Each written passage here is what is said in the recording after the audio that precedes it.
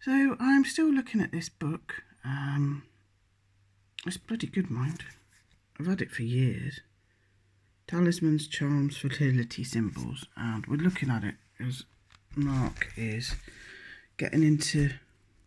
He's always been into language, but now he's getting into sort of like magic symbols. This book was first written in 1972, and it was £1.95. It used to be in a library. I must have got it from a charity shop. Look at this.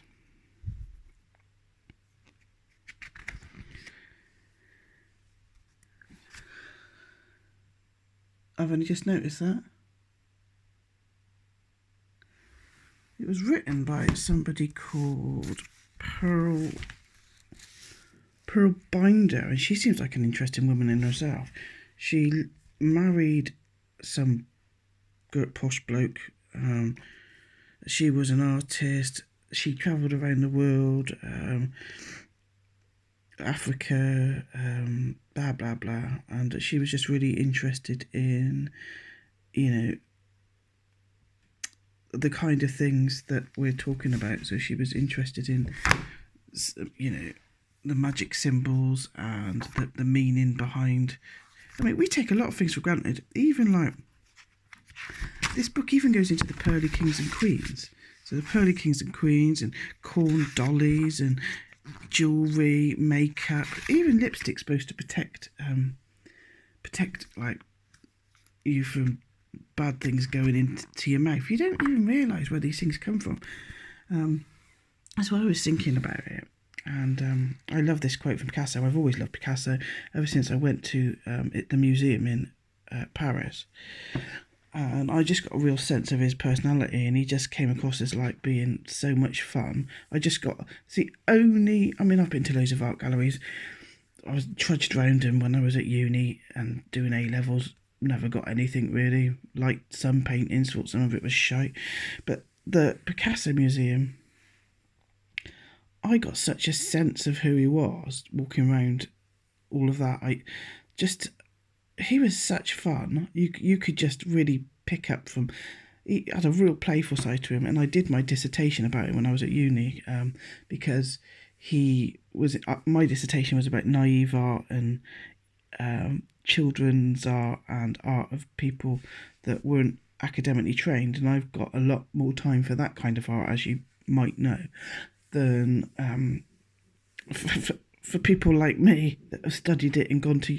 To be fair, I think I started when I left uni. I made a conscious effort of trying to chuck out all the rules.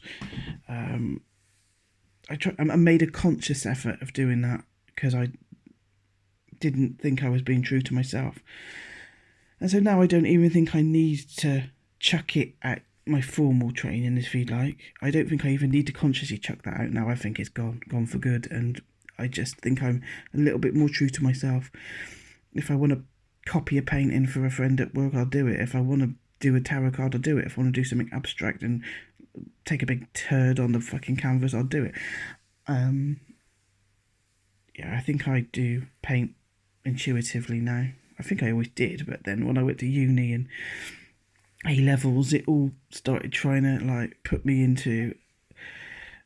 They try and sort of like sheep herd you into what art is supposed to be, and it didn't sit right with me. The only reason I did it was because I didn't really know what else to do. But anyway, so Picasso, I did my dissertation on him because he was all about getting back to. He said it's harder for somebody to paint like a child.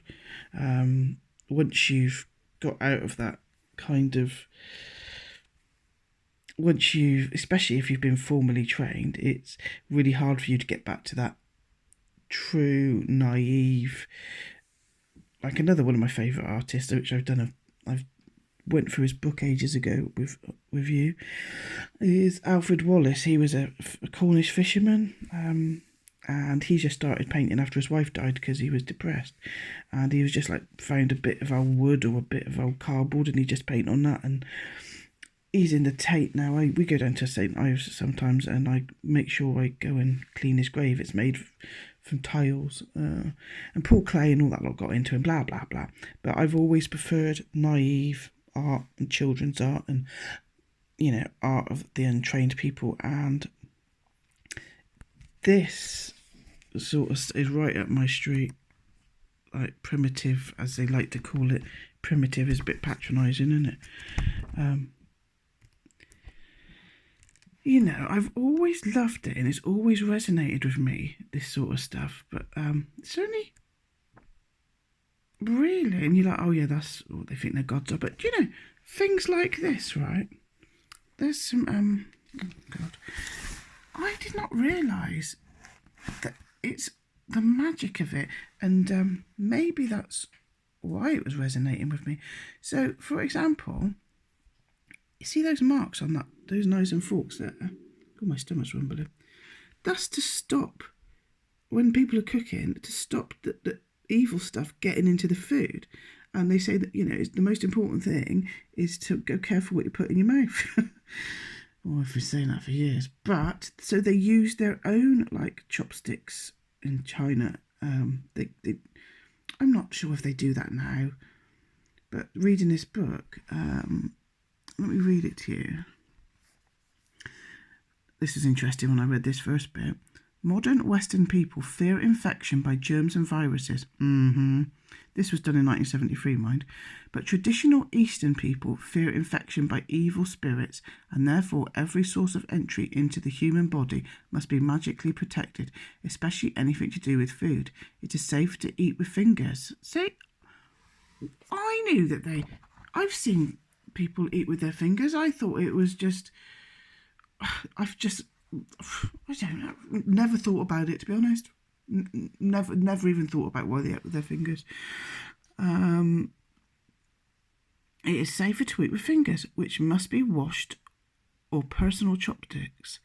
When other utensils are needed, they must be magically protected from demonic influence during the process of cooking, serving and eating. See, so they put symbols on this. I was just like, oh, they're nice spoons. So, we think, oh, the Welsh spoon, Wales isn't well known for its, fancy spoons, decorative spoons. And you just take it all for granted, but there's bloody reasons for this. So just things like that. So I've always been interested in and drawn to what we patronisingly call primitive art. It's not primitive at all, for fuck's sake. Here you go, look, Pearly Kings and Queens. How brilliant are they? They're still around. They're bloody great, aren't they? They started in about 1911. Some bloke, can't remember his name, but he collected for charities, and to make himself stand out when he was going around collecting for charities, he made himself a pearly suit with all these different buttons, and this is still going on. It was like the peasants' royalty, and they've got different factions, and they're all the different factions are related to different churches, like Islington, for example, Kensington. They've all got different Pearly Kings and Queens, and they're they collect for charities, and I think they're bloody brilliant. We often think about, we see things like that, don't we? There's just this meaning in stuff that we take for granted. And I'm not going to take it for granted anymore. I'm going to try not to. My little Ganesha necklace. But, even there's a sewing machine. I used to have a Singer sewing machine. Do you remember that? It was an antique, obviously, when my grandpa got it for me. But they've got it's got carved little feet on it. They even did that. Carved little feet. It's protection. We don't realise every single thing is magic. Excuse me, still got tonsillitis. And so, I just went off on a bit of a tangent then. So I've always been attracted to this naive, primitive children's art. Picasso, it's more difficult. he comes up with this great quote here. It says, Pablo Picasso once said that when art is properly understood, we will be able to paint pictures to cure toothache. That's bloody brilliant, isn't it? And so I've been thinking about it, and I'm like, well, why all of a sudden? I've always been in, out of esoteric stuff, witchy stuff. You know, it's always been in the background. And then I scare myself to death and run away from it. And then, you know, literally the point where I became a Christian Sunday school teacher, I did the Alpha course, I was like, oh my Christ, I was thinking about becoming a bloody vicar at one point. I was like literally running in the opposite direction and trying, I don't know, I'm a bit mad. And then I'm like, well, what's going on here? Why all of a sudden am I speaking to people with an understanding like this, and, you know, drawn to this? And it has been heightened since lockdown. It's been well heightened. I mean, I've had Thomas's magic book for ages, but been too scared to read it. So I read it in lockdown, and then all of a sudden I was like, oh yeah, don't be such a dickhead, Liz. It's kind of, it's the world we live in. It's not something separate from me. It's the world, it's the consciousness, it is what we live in is magic. It's magic, and I wouldn't say we've lost it. I think it moved, I think it's been hidden in other things like the technology. That's still magic. And, you know, we take for granted that water comes out of a tap. We take it for granted that the lights come on when we press a switch. We take it for granted that we can go and get antibiotics when we're ill. And we can go to a supermarket to get the food. And I think all of that is the reason why we forgot what magic was, or we forgot that we used it or needed it, because we didn't have to use it or need it. And this book, just the very first bits of words in it, says, even without man's inhumanity to man, the natural calamities of flood, drought, earthquake, volcano, locust and epidemic cause millions of helpless people suffering and many death. When war and conquest are added, the toll on millions of refugees becomes unbearable. Torn from their homes in panic and fear, their family life destroyed, their few possessions abandoned, it is people like these, whose everyday life is hazardous, who turn to magic for security and protection. Isn't that what we're doing? Do we feel insecure and unprotected since this nonsense? I mean, and isn't that why magic's resonating with us again? Or me personally, anyway. I mean, I've always felt insecure. That's why I've always worked so bloody hard. Too many hours, too hard, because I've always felt insecure. That's just something that goes back to my childhood. But the need for security. So this book even says modern technology. It even says what I've just said. Doctor, telephone call, drinks from the tap, central heating. You neither fear starvation or savage beast. Well, maybe we're starting to, because we're starting to, for the first time maybe, think, fuck, what if they don't let me go to the shop? Shit. What if they turn the fucking taps off? Social credit score. What if I don't have enough social credit because I won't conform to we know what? Maybe we're just like going back to what used to give us security, and it's all starting to resonate with us again, and it's starting to rise up again.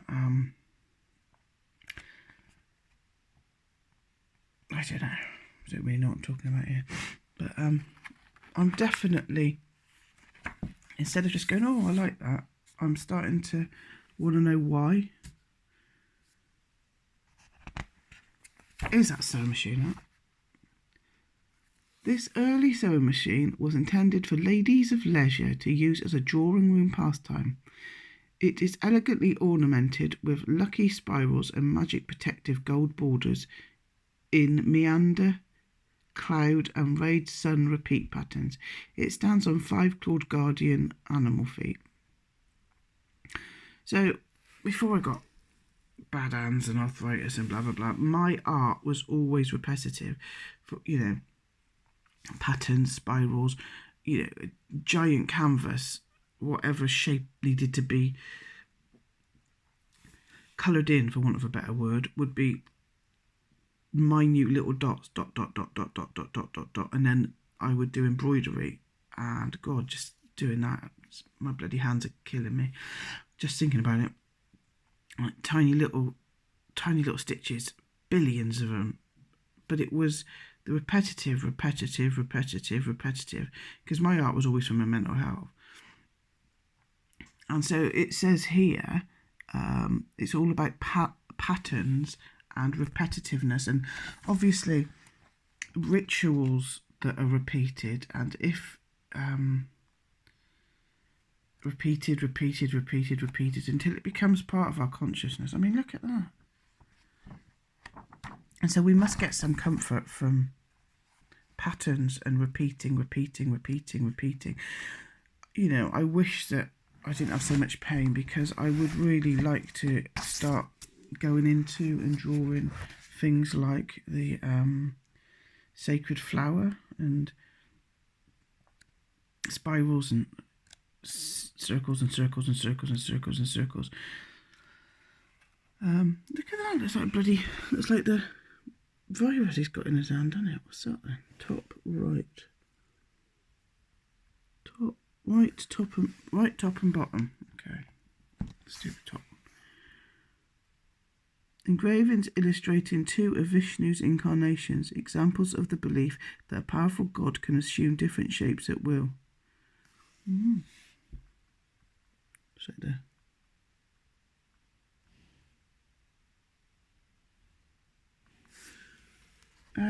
So, with their gods, because we're humans, they would think, oh, our gods like food, we'll give them some food. They like shiny things, we'll, they would be trying to sell to take, because apparently, like, they would do these dollies, make these dollies, and the dolly would have, I don't know, a fish in its hand or something, and it's like saying to the gods, oh, look, we need some fish, for Christ's sake. It's telling the gods what you need. Look at this. Look, that's done by a child.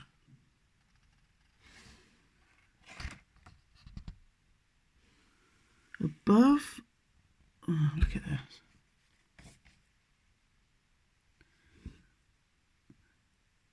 A truly deep-rooted symbol can be augmented with borrowings from different cultures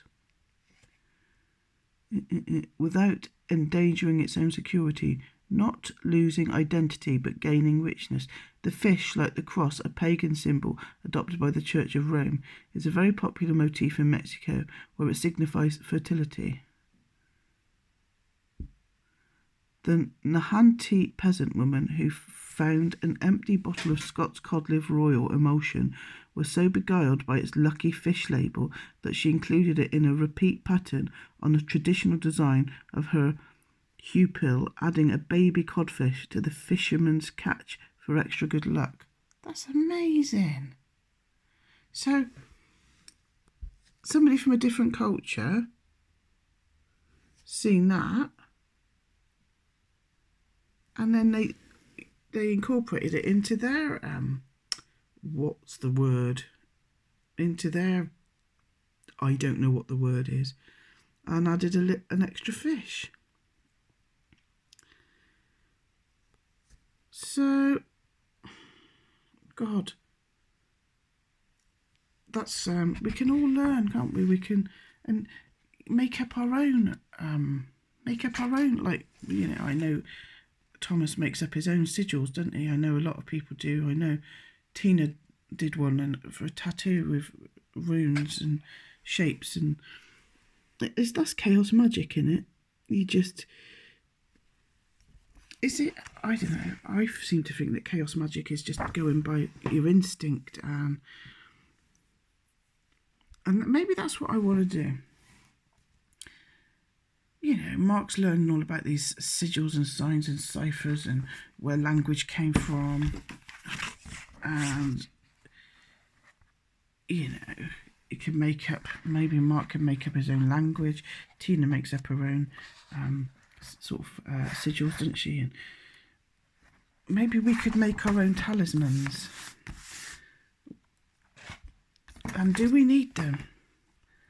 Well, I'm not going to lie. I'm getting a lot of comfort from my recent Christmas present from Mark, my little Ganesha. He's come all the way from Bali, and I smudged him yesterday with some sage. I always forget to do that. Somebody said once, whenever you get anything new into your house, you've got to smudge it. I'm fucked if I remember to do that. But I'd worn him for a while, and then all of a sudden I'm like, oh shit, I better smudge him. So I smudged him. And this morning I put him on, and I thought, I said, oh look, I'm sorry for pulling you out of Bali, but you know, I hope you like to live with us. I think I need to be locked up in a mental institution. I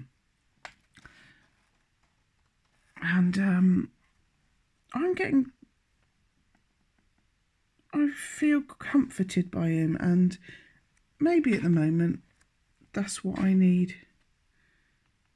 Maybe this is just about, like it says at the very beginning of this book, the very beginning, everything feels so out of control and so insecure. Maybe I just need security. Maybe I need to feel secure. And what's wrong with that? Love you guys.